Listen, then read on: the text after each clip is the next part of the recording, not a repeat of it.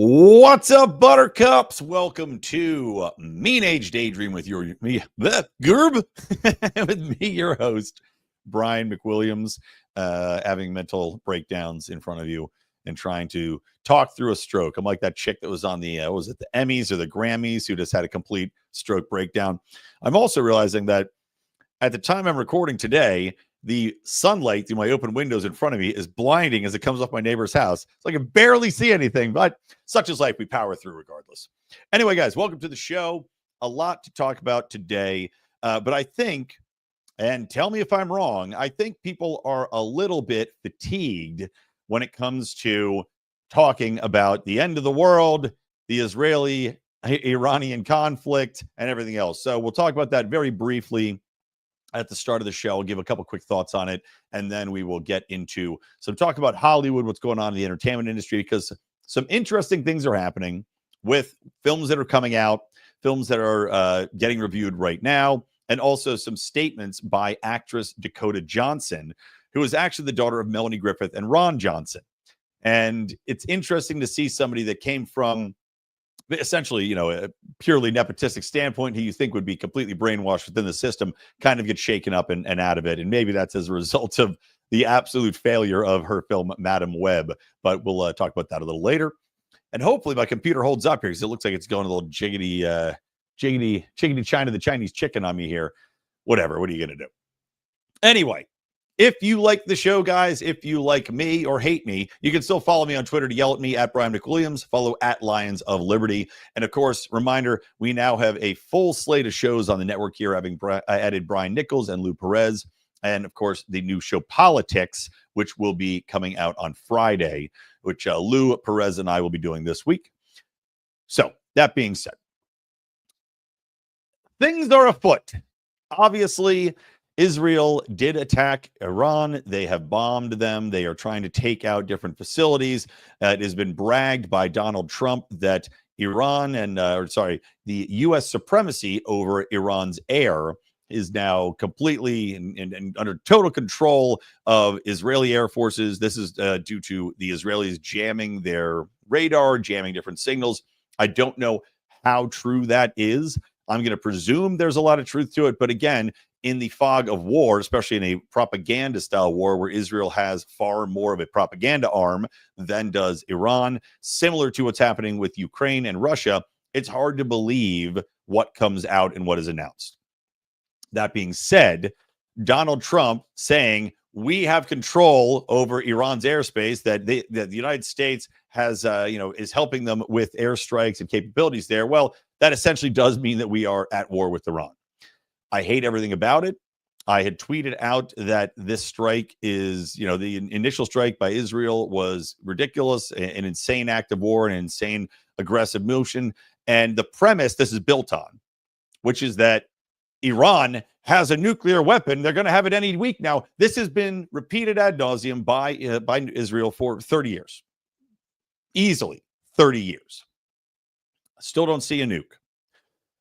And I tweeted out that, okay, all of these neocons, all these war hawks have said, well, they're justified, and the America has to go to a war with Israel at its side and destroy the nuclear capabilities of Iran. We must attack them. You're seeing all these neocon war hawks, including Ted Cruz and many others, say they stand with Israel, and now is the time for war with Iran. Mike Pence, former VP Mike Pence, now is the time to go to war with Iran. Okay. The premise this is based on is that the Iranians having a nuclear is imminent. Again, very dubious claim, backed by nothing. Tulsi Gabbard just very recently had said that there was no evidence of this. This was like a month ago.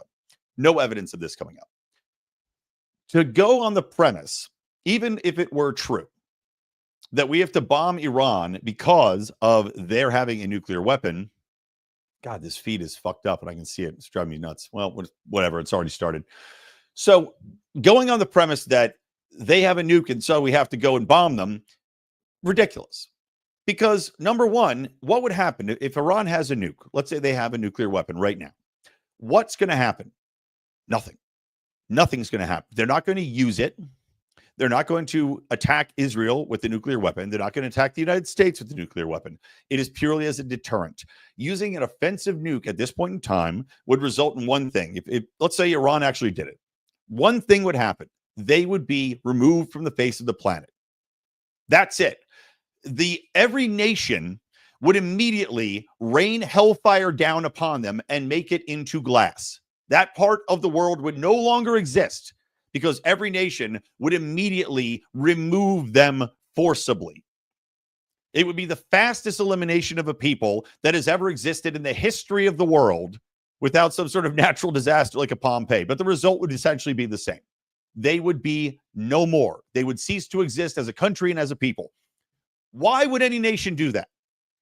North Korea is a perfect example of this. North Korea has nuclear weapons. Have they used them? No. Why? Because they would cease to exist. In what way would it benefit Iran? Even if you hate Israel with every part of your being, every core of your being, even if the presumption is that every person in Iran hates Israel and wants to nuke them off the face of the planet, which is not true because there are factions in Iran that do not want this, that want to overthrow the government, that want to live in a Western society. Look, there is a lot of motion within Iran. And I know this firsthand because I work with an organization, or I've worked with an organization kind of on and off as needed, that actually is the only organization that can provide aid to Iran as ratified by the United States. The only one that can provide the United States, that is permitted by the United States to send food, aid, financial supplies to NGOs and different factions in Iran, primarily to help children that are suffering in that area. Now, knowing that, there are a large component of people in Iran that want things to be normalized. I can tell you that the factions in charge are not going to go out there, destroy their ruling factions over the country. They're not going to go out there and decide, okay, well, you know what, because we don't like these people, we're going to upturn the apple cart. We're going to remove our power. We're going to sacrifice everything that we've held dear, that we've kept, we kept the boot on the necks of these people forever. We're going to throw that in the garbage to launch a nuclear attack on an enemy that is very well funded, that is very well armed, better armed than we are, and that has the backing of the entire international community when it comes to this circumstance. They're not going to do it. Even if you say, well, they've got China and Russia backing them, it doesn't matter because China and Russia are not going to go into a nuclear war to back Iran if Iran uses a nuclear weapon. This is fundamental logic. This is the most obvious thing I've ever seen in my life. And these assholes are out there telling you that it's imminent, that it's going to happen. No, this is a complete and total lie. No, it's not going to happen. And yet they want us to enter into a war to make it more likely, because as with Russia, as with the North Korea, if you poke that bear, if you put them in a corner and now you're raining hellfire down upon them, now the United States gets in a war and starts bombing Iran. Well, now, if they do have that capability, what do you think's going to happen? Is it more or less likely that we get into a nuclear attack situation from Iran? Is it more or less likely that the circumstances surrounding this accelerate to the point where everybody now, God, this feed, sorry guys, it's just breaking up on me, that everybody now is in a situation where they're fearing for their children's lives and nuclear fallout is possible? It's ridiculous. It's ridiculous. Don't paint them in the corner. North Korea, if you attack North Korea and try to take them out, now they're in a position where they might use that nuke because they have nothing to lose. Why would you put a country and a people and a leadership in a position where they have nothing to lose and have to use the only option at their disposal to fight back before they're utterly wiped out? Fundamentally stupid. So there you go. That's my World War III rant. That's my Iran-Israel rant for today. As I said, I know everybody's fatigued about it. I'll move on and we'll talk about Trump. We'll talk about Hollywood. So everybody can take a deep breath, kumbaya, and we can mentally check out a little bit. So speaking of Donald Trump, I do hate the rhetoric that he's put out there. I'll say this, knowing Donald Trump, it's always hard to say, okay, what does he mean? What does he not mean? Is it bluster? Is it not? As we know, Donald Trump throws out a lot of very strong statements. Him saying that Iran should completely give up and call it quits for the day, total surrender. Okay, well, that's not going to happen. But I don't know if this is negotiating tactics or not. It's very hard to tell. It's hard to know what Donald Trump is thinking at any given time, which in truth is a benefit in these situations. And Donald Trump knows that full well. At the same time, I'll gladly call him out for the rhetoric. I'll gladly call him out for providing support, continued support for Israel, which he's done throughout his last term and this term. I have a huge problem with it. I don't think we should be funding or supporting Israel in any way, shape, or form. They're a big boy. They can go out and do their big boy things and drop their big boy bombs and deal with the fallout on their own. What I do have a problem with is people like online dolts, as I said in the descriptor for this episode, responding to me, calling out the ridiculousness of a situation of trying to go to war with Iran over this nuke, and then saying, well, you can't say anything because you stumped for Trump. Number one, I didn't stump for Trump. I didn't vote for Trump. I actually voted for Chase Oliver, and I don't think Chase Oliver is a great candidate, to be perfectly honest, but that was my choice that I made. And I don't think that Donald Trump is a worse choice than a Kamala Harris would have been. I don't at all. And it's interesting because Dave Smith, who's a buddy of mine, he has been out there doing very high-profile interviews and debates, basically saying, look, I renounce his previous support for Donald Trump, saying I renounce that because of what he's doing right now. He thinks he should be impeached. I'm fine with that. But to say that somehow changing your mind or calling out the current statements and current actions of a president means that you're not allowed to talk about it because you somehow stumped him in the past, aka pointing out benefits to what his platform was, is some travesty. That it delegitimizes an opinion it's so idiotic because look, if you're not somebody that's willing to change your mind and call things out as they happen, or somebody that's going to say, look, Donald Trump comes into office, he did have a record, and let's not forget, he did have a record of not starting any new wars. There are many problems I had with his foreign policy, supporting war in Yemen, supporting different allies, again, supporting Israel. There are issues that I had with what Donald Trump did that I can voice, but then looking back at his track history, say, well, he did have a peaceful tenure as president in this way, that way, this way, right? I do support and continue to support the anti-DEI push that he's made to de-radicalize a lot of government programs, a lot of academic programs and institutions, a lot of state programs and institutions that were basically engaging in blatant racism. I love that kind of stuff. I think we have to do it. I think the culture of America demanded it, and it brings some sanity back. I mean, even the Democrats have said, we pushed this way too hard. They're pulling back from that. That's a good thing. So it's not stumping for Trump to support the good things and call out the bad. That's what any honest intellectual person should do. And for these dipshits to come out there and say, well, you're not allowed to talk about it because you out there stumping for Trump. And oh, look what a hypocrite. You made the wrong choice. I don't think I did. Let's be perfectly fucking frank here, folks. Do you really think that the war-crazed Democrats, and that party has been even more pro-war than the Republican Party has in recent years, do you think that if Kamala Harris was in there, you'd have a different situation? Or do you think it would be worse? Do you trust Kamala Harris over Donald Trump? Because I don't. I honestly don't. Do you trust a Joe Biden? If Joe Biden got reelected, if somehow stumbled through and had enough methamphetamines or whatever else anti-cancer drugs in his system to manage to get reelected, do I want Joe Biden and the cadre of people that were controlling him that we know about now, that were calling the shots and signing the audit pen? Do I want them deciding if we should go to war with Iran? No, I don't. It's ridiculous to even presume that the Democrats would be better in this situation. They would make the exact same bad decisions, except in truth, they may make even worse decisions. Look at a Hillary Clinton. Look at her track record. She was apparently one of the top advisors to Biden in his dementia-riddled state. Hillary Clinton is a war hawk. She's a neocon. Hillary Clinton, famously, in regards to overthrowing Syria, we came, we saw, he died. She's rooting on regime change that ended horribly. Look at Libya. Libya with Gaddafi. Look at what happened with Gaddafi. They overthrow Gaddafi. They sodomize him to death with a bayonet or whatever it was. They parade him through the streets. And now Libya is an open-air slave market. The country is in tatters. It's in ruins. Regime change never works out. And the Democrats would loudly cheer this on at all given times. So I'm sorry.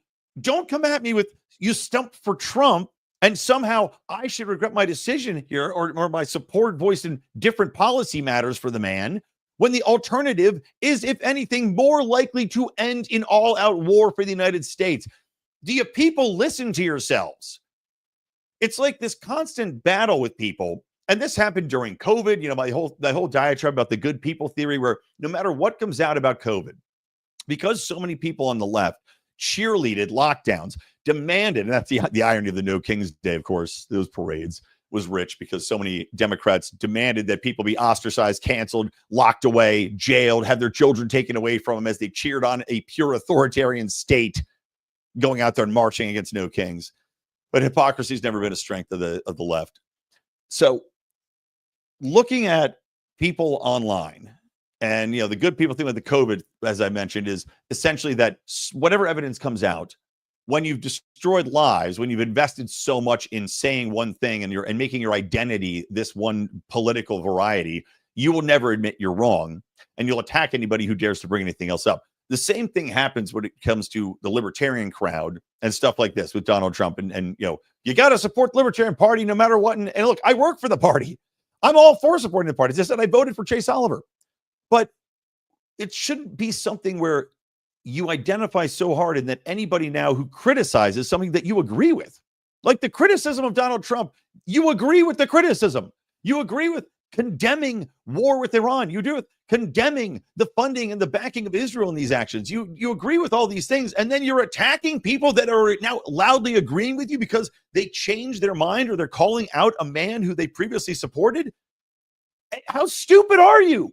Why would you do that? You have people coming around to your side of the fence, and your first instinct is to attack them so that you feel good about yourself. It's embarrassing and sad. I beg of you people, stop and think before you talk. That's all I asked. That's all I ask. Okay, enough. I did 17 minutes on stuff I didn't mean to talk about that much. But anyway, that's my take on it, guys. You can tweet at me if you're mad. I'm happy to argue with you. Okay, let's move on and talk about Hollywood, because that's a refresher. There's your mental cleanse for the day. There's interesting things going on in Hollywood, right? We're looking at a total collapse of the entertainment industry, if we're being honest, between competitors from overseas, between the amount of regulatory environment that exists in Hollywood that is destroying that. You know, Tinseltown's in tatters. It's tatters town over here, because it costs so much money to create films in America that, I mean, and anything really, film or TV or anything, you name it. And in Hollywood, that they're exporting our films. They're exporting our filmmaking, our television making. A good buddy of mine just went to Ireland. They flew out the entire crew. They were there for like a month or 2 months to film a game show. A game show, people. They went to Ireland to film the game show. Think to yourself, how much could it possibly cost to film a game show? You have one set. You're filming it, you know, in the same place for months. You know, you've got the same people situated there. A game show, not even paying high-level talent, not paying hundreds and hundreds and hundreds of people like a movie has to be, had to go to Ireland because it was so cost-prohibitive to film anywhere in the United States because of high taxation, because of regulation, because of union labor. All these things add into it to make it untenable. So Hollywood is reeling, and it was able to overcome that when it made films that were blockbusters, the highlights of the MCU era, the highlights of the previous era of film. I mean, pre-COVID, COVID has a lot to do with this. The advancing of streaming has a lot to do with this. But people still do want to see films in the theaters. We saw that with Top Gun Maverick. We saw Deadpool and Wolverine. You see it with hits here and there. The Sinners was a big hit. But you're seeing now that people identified and called out the bullshit that Hollywood was pushing on them.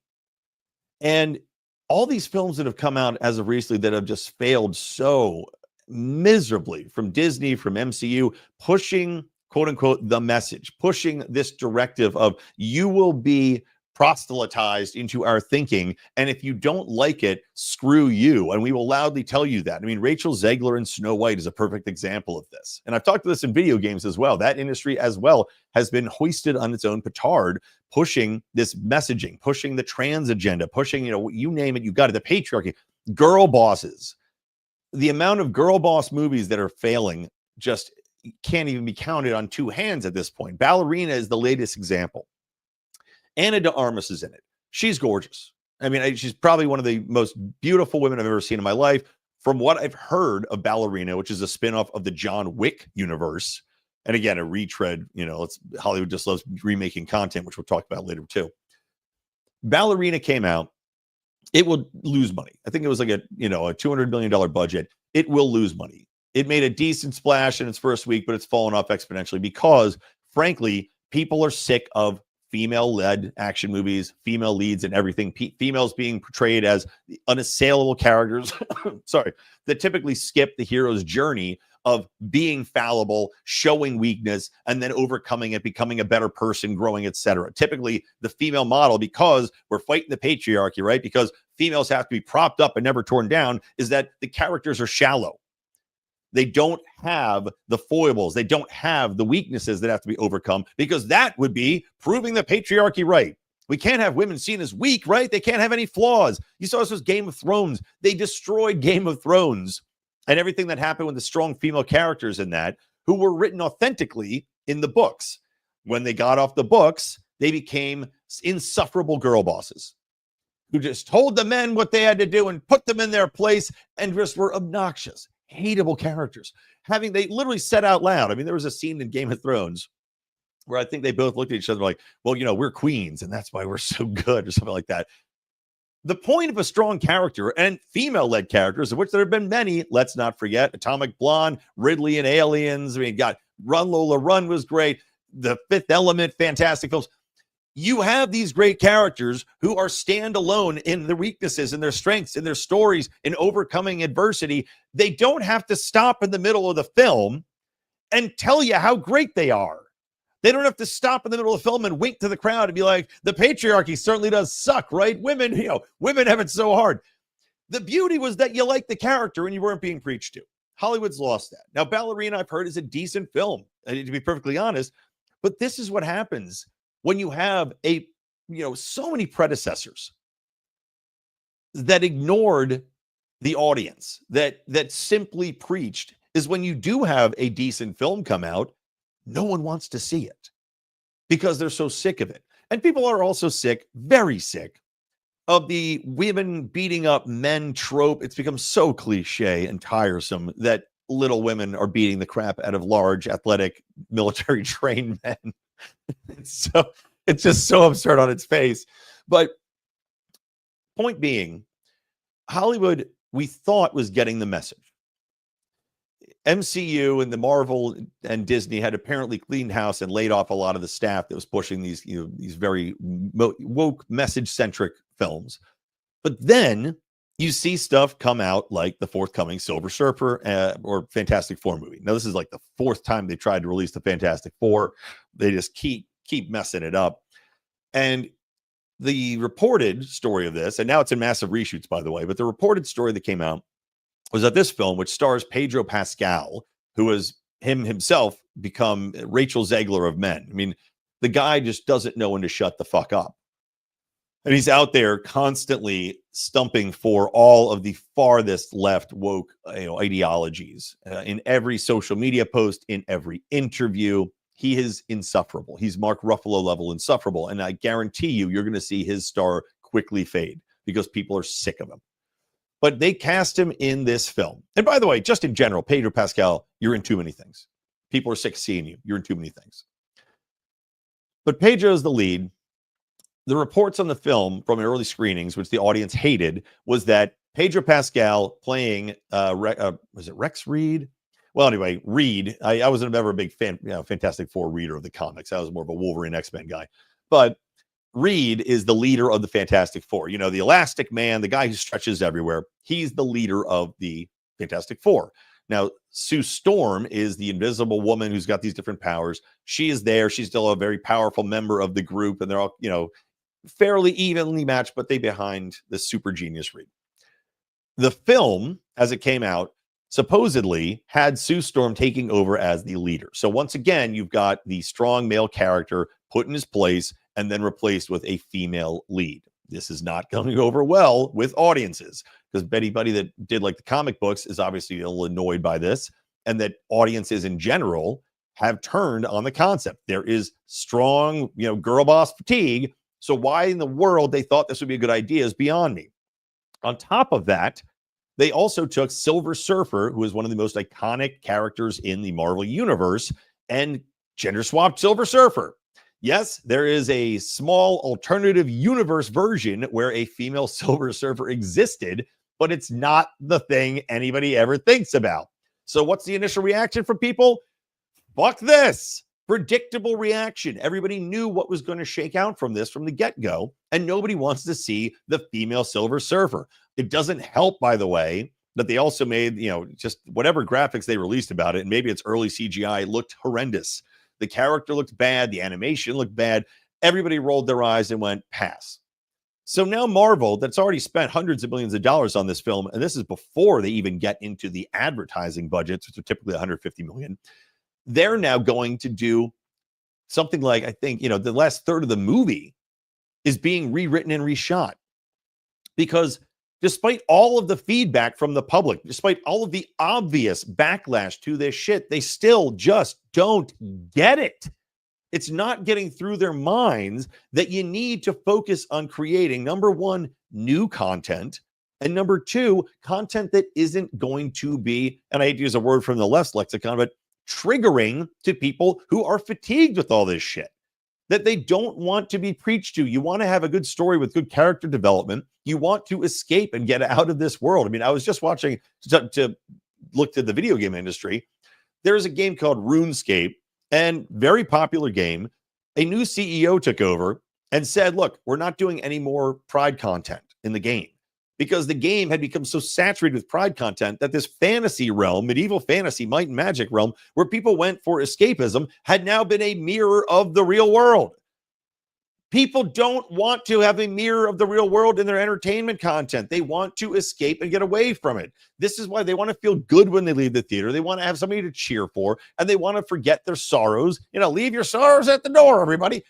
That's what they want to do. So why would you double down on this again? Triple down on this again? I mean, it's so crazy to me that these people live in such an insular world that they don't get it. And what was interesting was that Dakota Johnson, who is as I mentioned, the daughter of Ron Johnson and Melanie Griffith. Melanie Griffith used to be cute and then completely jacked her face up. Oh, God, Melanie Griffith, what are you doing yourself? That's there. What are women doing with the surgery? But Dakota Johnson did a really interesting interview. Actually, several interviews. And as I mentioned, Dakota Johnson was in Madam Web. This was a weird Sony spinoff, because Sony has certain rights to Spider-Man in the Spider-Man universe, but not Spider-Man, because Marvel has Spider-Man back again. They have Venom, and they have what they're clawing at these weird sub-characters, and I guess Madam Web was a sub-character. The movie failed miserably. I mean, one of the biggest box office flops in history. It had terrible reviews, supposedly just an idiotic film in every way. All female stars cast, flopped, abysmal. But Dakota Johnson has come out and done several interviews now talking about this. And I'm going to read you some of these quotes because Variety and Hollywood Reporter had compiled them. She just was on that Hot Wings Eating show, Hot Ones, and had some interesting things to say. But some of the quotes that hit me from a few different interviews include this. So she says, I think it's hard when creative decisions are made by committee, and it's hard when creative decisions are made by people who don't even really watch movies or know anything about them. And that tends to be what's occurring a lot. Now, that's true. I will say that one of the shocking things to me has been that the people that are making decisions in Hollywood clearly have lost the bead. They don't know what audiences want. They're not connected to modern audiences in any way, shape, or form. And my theory on this harkens back and reminds me of a book, because I'm a screenwriter. I'm still trying to get films made. I'm still trying to get into the industry, and I'm sure stuff like this doesn't help me. Probably, I honestly do wonder if I was just a left-wing honk making videos, stomping for all the dumbest activist positions, if I would already have a career in Hollywood. But there was a book called The Mailroom. Really great, interesting book about William and Morris, which now merged with Endeavor, so it's WME. But William and Morris was the biggest talent agency in the business. This book, The Mailroom, categorized a rise to the top by one of the people that worked there, who went from the mailroom to become president of William and Morris. But the point of this book was that anyone could get in the industry if you had enough gumption, if you had enough creativity, if you had enough talent, if you had enough hard work in you. there weren't all of the barriers in place as there were today to getting into these positions. There wasn't as much pure nepotism as there is today in the industry. And I can tell you for a fact, as somebody who's been trying to get in there, the nepotism is so strong. It's connections on connections, as daughters and nephews of people who don't have talent. These people are put in the positions they're in because they know somebody who gets them in. And they're such in-demand positions now. Getting into the mailroom at a talent agency is unbelievably difficult. I'll tell you a sad story from my past. The different careers I could have taken. Working in PR, I had a client named Kelly Purdue. He was a winner of The Apprentice, Donald Trump show, The Apprentice Season 2. Now, I worked with this guy. I had gotten him through my own talent and gumption and creativity. I called up because he was a previous, he wasn't an Army Ranger, but he was something, he had done his time and did enough military experience. I went to the U.S. Army and I said, hey, this guy is popular right now. This is when The Apprentice was the top show on television. I said, look, this guy was in the Army. I emailed the U.S. Army and I get my connections in place and I get connected to the top guy who does marketing for the U.S. Army. And I said, hey, man, you should put him in a commercial right now, because you're never going to get a better guy that was in the military, that is pro-military, and that's interested in doing it at the hottest point in his career. Now's your time. And they went, yup, done, deal. So I put him in touch with a woman named Karen Sellers, who was at the time, she was at, not Endeavor. Oh my God, I'm blanking on the name. It was one of the biggest creative industries. They now are talent agencies who now merged and became something else. But I went to her and I said, hey, look, I set this up. Go negotiate it. And she emailed me back one thing. She said, how did you do this? So I had a call with her. I tell her, I go and I meet with her. I sit down with her at the desk and I say, look, I want a job. Make me your assistant. I just made you $400,000 overnight. Get me a job here. She says, sure, you got a job. Go see HR. I go to HR. I have a great interview. Great. We'll call you. We'll set you up at the desk. Wonderful. Then I don't hear anything. Weeks go by. Go, what the fuck? I call up the guy at HR and I go, what's going on here? That guy gone. They merged, I think, 2 weeks later. Really bad luck. I mean, you talk about all-time kicks in the dick, bad luck. That's about as bad luck as you can get. Just get completely fucked. And I emailed Karen, so I was like, what's going on here? Get me in there. No response after that. So whatever happened, she lost her power. They did the reorg. I got fucked. But the point was, there were still ways to get in. That doesn't exist anymore. It's all so stratified in these silos of who you know, of what your politics are, of the connectivity there, that you're having a complete disconnect with people that might come in and have a different point of view, a different perspective. Being able to get in and have people say, look, I am of the common man. There's no common man in Hollywood anymore. The only common men that are in Hollywood might be below the scenes people, behind the line people, or below the line, behind the line people. I keep saying it, below the line people. Fucking, that's the actual phrase. The people that work on the production side of things, the people that are putting construction together, the people that are doing props, etc. Everybody else is very insular in the way that they're thinking, the way that they've been raised, how they got their positions. And it is de facto destroying Hollywood. This goes all the way up to the top, to Dakota Johnson's point. The people making decisions are not people that came up really making the films or working their asses off or doing anything like this. A lot of this has to do with the DEI hires as well, propping up people that were not that good or talented because they checked a box. Let's say they're a woman. Let's say they're a black person. Let's say they're bi. Let's say they're queer. The video games industry is a perfect example of this as well. And that the top games that were made money-wise that became just gigantic flops, like Dragon Age the Veilguard, you look at the people that are leading these developments and the development teams, I swear to God, 3 out of 5 I saw were trans. You're telling me that these people are the best people to run this? And it just is a coincidence that all these games that cost hundreds of millions of dollars just happen to pick trans people to lead them, and those games happen to fail miserably? No, look, I'm sure these people have some talent, but the problem is they're not just bringing their talent and experience, they're bringing their politics. And the same thing is happening in Hollywood. The people that are put in these positions many times are put there because of politics, and so they lead with politics. They don't have a connection to the people in the crowd. They don't have the creativity. They don't have the vision. They don't have the real experience of being out there in the broader world to discuss and tell people, like, in the decisions they're making of what films to greenlight, who to hire, what scripts to read. They don't have it. They've completely lost it. This is through talent agencies, to script readers, to studio development pipelines, you name it. Hollywood is broken. Every Hollywood executive should be fired. Clean house, start over. It's the only way it's going to salvage at this point, because the people in power obviously are not going to give it up. And they can't change themselves. I mean, you want to talk about the only regime change I'm in favor of? It's not overthrowing governments, people. It's overthrowing Hollywood. Like, CIA, get on it. Get some regime change in Hollywood, because it's the only thing that's going to salvage it. Okay, so let's go. A couple more quotes here. Talking about creative decisions here and remakes. So they're saying that everybody, remake addiction is a problem in Hollywood. Yeah, you think? How many films can you name that are original films that were coming out of large studios in the last year? I mean, I can barely name 5. It's all remakes. It's all spinoffs. And there is so much fatigue for that crap. We don't need to see a retread of a retread. We want to see something new. And that was the beauty of the 70s Hollywood. If you look at movies made in the 70s in Hollywood, some of that shit is batshit. Zardoz, for instance. I mean, Blade Runner, coming to the crazy sci-fi shit. Just stuff that was off the wall, but insanely beautiful. Logan's Run, Lady Hawk. Incredible new stories, creating new worlds and new characters. Hollywood is so scared because of their epic fuck-ups and bad decisions. They're scared to take a chance on something that could be great because they've destroyed it. They've killed the golden goose. So one more thing I want to read to you guys about this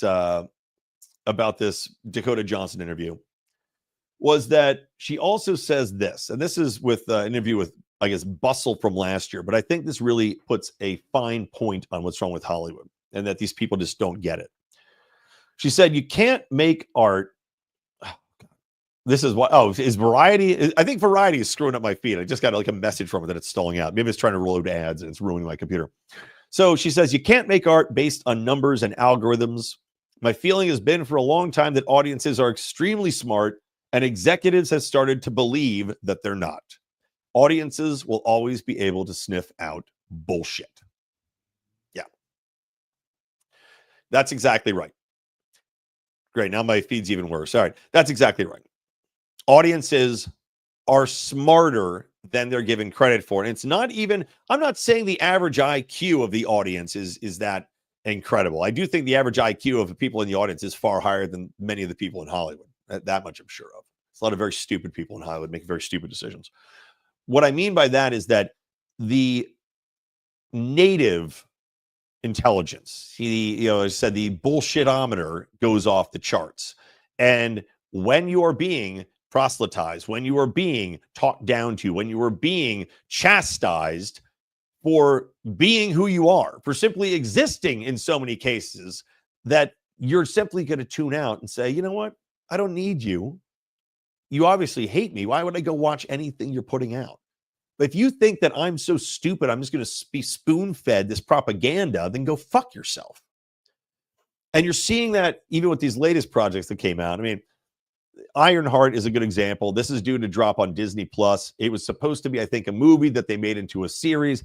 It's going to land with a flop. I mean, it's going to be the fattest, wettest turd. No one's going to watch this film. It's basically a black female Iron Man that is already, just from some of the interviews coming out, insufferable in any way, shape, and form. And on top of being insufferable from a character perspective, again, a upstart woman who could do no wrong and fight the patriarchy and fight, On top of that, they also, of course, had to shoe in the trans agenda with a hacker drag queen, non-gender confirming person in there being a proud Yas queen. Just no one wants this stuff anymore. Doctor Who, I've talked about this on the show before. Doctor Who, one of my favorite shows of all time, one of the longest running British television show, gone for like 60 years. That is now on hiatus, maybe a permanent hiatus, because the assholes running the show at the BBC pushed the message so hard with a black gay doctor who followed a female doctor that also, first female Doctor Who that tanked the ratings. Then they followed that up with a black gay doctor and his trans daughter who traipse around, having interactions, and telling stories that were purely to tell you what you should be thinking. All-time low ratings for the show, got worse with every single episode, and now that show is basically dead. I don't know if it'll ever come back. I'm sure it will. If they're smart, they'll wait 5 years, wait for the culture to fully swing back, and then make a good show again. Sorry, guys, I'm starting to get a little cold and it sucks. People know bullshit. They may not even know it mentally. They might not even intellectually understand it. They're not thinking through it that hard, but you just know in your heart when you watch this kind of thing that it's bullshit and that these people are trying to sell you something that you just don't want.